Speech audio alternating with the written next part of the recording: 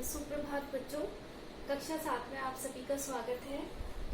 आज हम हमारा व्याकरण का टॉपिक स्टार्ट करेंगे, हिंदी व्याकरण का, जिसका नाम है शब्द। इससे पहले हमने वर्णों के बारे में पढ़ा था कि वर्ण होते क्या है। तो देखिए, ब्रह्मांड में या भाषा की सबसे छोटी इकाई, सबसे पहले ब्रह्मांड में जो आविर्भाव हुआ, जो आई, वो आई थी ध्वनि। तो हम कह सकते हैं कि ध्वनि या भाषा, ठीक है। ध्वनि या भाषा की जो सबसे छोटी इकाई होती है उसे हम कहते हैं वर्ण। ध्वनि या भाषा की सबसे छोटी इकाई को कहते हैं वर्ण। और जब ये वर्णों का जो संयोग होता है, वर्णों के सार्थक समूह, ध्वनि या भाषा की सबसे छोटी इकाई होती है वर्ण, और वर्णों के जो सार्थक समूह होता है, वर्णों के सार्थक समूह को हम क्या कहते हैं? शब्द कहते हैं। जब वर्णों के सार्थक समूह, जब वर्ण आपस में मिलते हैं, तो ऐसे वर्णों के सभी सार्थक समूह को हम क्या बोलते हैं? शब्द बोलते हैं। तो आज जो हमारा टॉपिक है, जो हमारा प्रकरण है, वो है शब्द प्रकरण। आज हम पढ़ना स्टार्ट करेंगे शब्द प्रकरण। अब है, हमने एक क्वेश्चन पढ़ा कि शब्द किसे कहते हैं। तो इसका आंसर है कि वर्णों के सार्थक समूह को क्या कहा जाता है? शब्द कहा जाता है। वर्णों के सार्थक समूह को कहते हैं शब्द। शब्द की जो परिभाषा हो गई वो है कि वर्णों के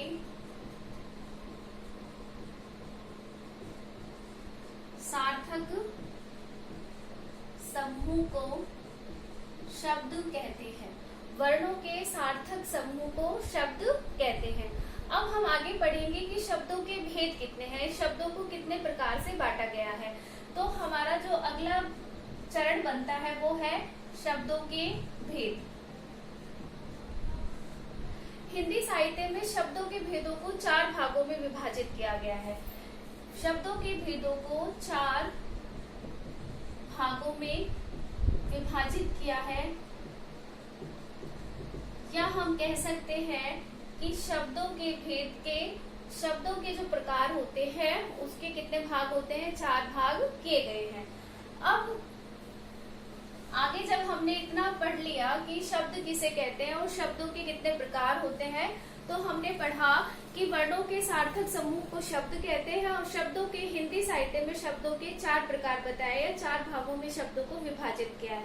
तो वो 4 प्रकार है। पहला है उत्पत्ति के आधार पर। पहला जो प्रकार बनता है शब्द भेद का, वो बनता है उत्पत्ति के आधार पर। दूसरा जो बनता है वो है रचना या बनावट के आधार पर।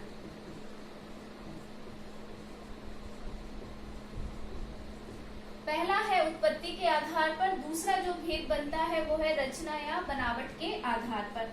तीसरा भेद आता है इसका अर्थ के आधार पर। और लास्ट में जो चतुर्थी जो इसका भेद आता है वो आता है प्रयोग के आधार पर।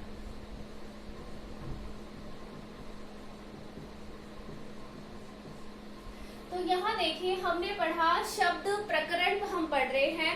हमने शब्द की परिभाषा को पूरा कर लिया है कि वर्णों के सार्थक समूह को हम शब्द कहते हैं। आगे हमने पढ़ा कि शब्द के भेद कितने होते हैं, शब्द कितने प्रकार के होते हैं। तो शब्द के जो भेद हैं या शब्द के जो प्रकार हैं वो 4 भागों में विभाजित किए गए हैं। पहला जो भाग बनता है वो है उत्पत्ति के आधार पर शब्द भेद, कि किस प्रकार शब्दों की उत्पत्ति हुई है, ठीक है। उस उत्पत्ति के आधार पर हम पढ़ेंगे शब्दों के भेद की उत्पत्ति के आधार पर शब्दों को कितने भागों में विभाजित किया गया है। फिर है रचना या बनावट के आधार पर, जो भी जैसे हर किसी इंसान की फिजिकल स्ट्रक्चर होती है, उसकी बनावट होती है, उसी तरह से हम पढ़ेंगे कि शब्दों की रचना या शब्दों को बनावट के आधार पर कितने भागों में विभाजित किया गया है। नेक्स्ट है उसके अर्थ के आधार पर शब्दों को कितने भागों में विभाजित किया है। और फिर है जो हम प्रयोग करते हैं लिखते वक्त, बोलते वक्त शब्दों का, वो हम कितने भागों में, शब्दों के आधार पर, प्रयोग के आधार पर शब्दों को कितने भागों में विभाजित किया है। तो हम इसका बारी बारी से क्रम वाइज अध्ययन करेंगे। तो पहले नंबर पर हम करते हैं उत्पत्ति के आधार पर शब्दों के भेद, कि उत्पत्ति के आधार पर शब्दों को कितने भागों में विभाजित किया गया है। तो हमारा पहला जो है वो है उत्पत्ति के आधार पर शब्दों को कितने भागों में विभाजित किया गया है। तो उत्पत्ति के आधार पर शब्दों को 4 भागों में बांटा है। उत्पत्ति के आधार पर शब्दों को 4 भागों में विभाजित किया है। जैसे जो पहला भाग जो बनता है वो बनता है तत्सम, तत्सम शब्द। फिर इसका जो दूसरा भाग बनता है वो बनता है तद्भव शब्द।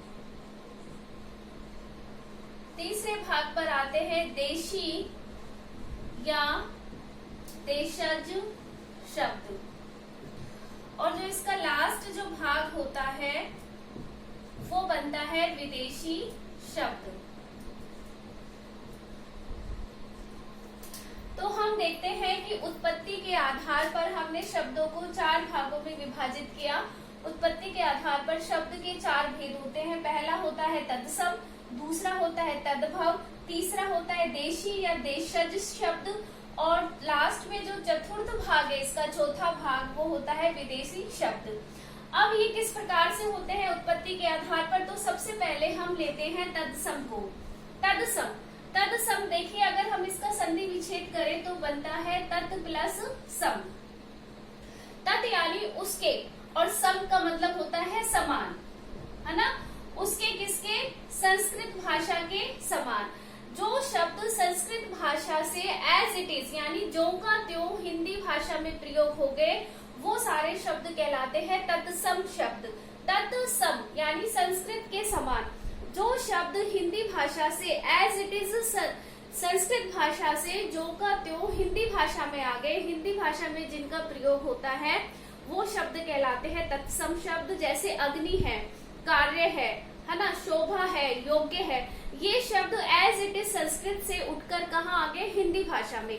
तो तत्सम शब्द वे शब्द होते हैं जिनका प्रयोग हिंदी, तत्सम शब्द वे सभी शब्द हैं जो संस्कृत भाषा से बिना किसी परिवर्तन के हिंदी भाषा में अपना लिए गए हैं या हिंदी भाषा में आ गए हैं, वे सारे शब्द कहलाते हैं तत्सम शब्द। अब नेक्स्ट आता है तद्भव। तद्भव क्या है कि होते तो वो संस्कृत के शब्द ही हैं, परंतु वो कुछ परिवर्तन होता है, उन शब्दों में कुछ परिवर्तन होता है और वो परिवर्तन के साथ ही हिंदी भाषा में अपना स्थान बनाते हैं। ऐसे जो सारे शब्द हैं वो कहलाते हैं तत्सम शब्द।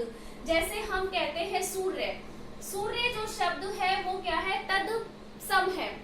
अब सूर्य का यदि हम तद्भव बनाते हैं तो वो बनता है सूरज। एक शब्द आता है कार्य, कार्य जो शब्द है वो तत्सम है, यदि हम इसका तद्भव बनाते हैं तो वो बनता है काम। तो ऐसे शब्द जो अपने परिवर्तन के साथ संस्कृत भाषा से हिंदी भाषा में आ गए हैं वो सारे शब्द कहलाते हैं तद्भव शब्द, तद्भव शब्द। तो अभी हमने यहाँ उत्पत्ति के आधार पर शब्दों का वर्गीकरण पढ़ रहे हैं कि शब्दों के प्रकार पढ़ रहे हैं उत्पत्ति के आधार पर। तो हमने फर्स्ट पढ़ा है तत्सम।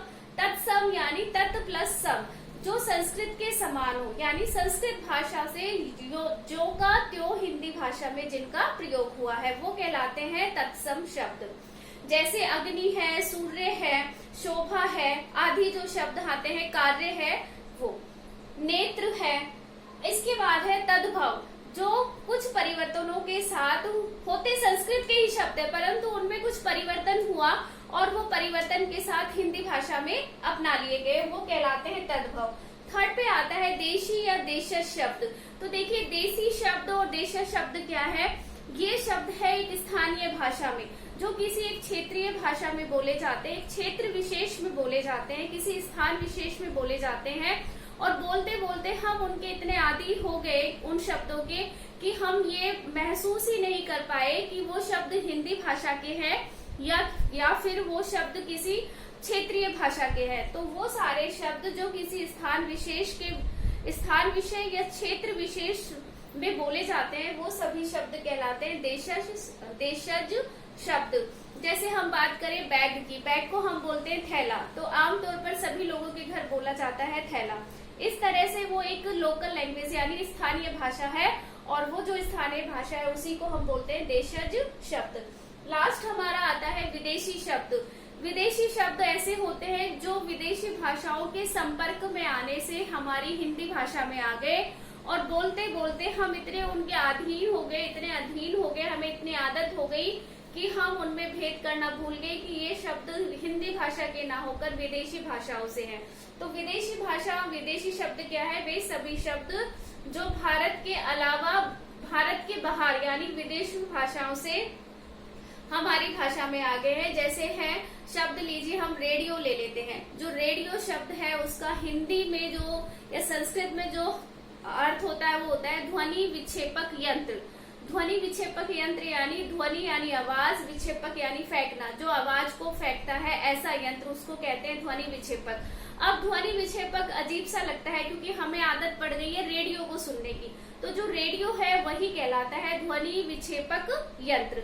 रेडियो शब्द है जो कि एक अंग्रेजी भाषा का है, कार शब्द है अंग्रेजी भाषा का है, साइकिल शब्द है अंग्रेजी भाषा के है, चश्मा शब्द है वो किसका है? फारसी भाषा का शब्द है। तो ऐसे अनेक शब्द जो कि दूसरी भाषाओं से आकर हमारी हिंदी भाषा में हमने अपना लिए हैं, वो सारे शब्द कहलाते हैं विदेशी शब्द। तो इस तरह आज हमने शब्दों के प्रकरण में शब्दों के भेद के अंदर हमने उत्पत्ति के आधार पर शब्दों के भेद पढ़े हैं कि उत्पत्ति के आधार पर शब्दों को 4 भागों में विभाजित किया गया। पहला जो भाग है वो है तत्सम, दूसरा है तद्भव, तीसरा है देशी और फोर्थ जो हमारा भाग हमने किया है वो विदेशी शब्द। अब आगे जो हम वीडियो बनाएंगे उस वीडियो में हम शब्द के ही आगे जो भेद है रचना के आधार पर वो हम पढ़ेंगे।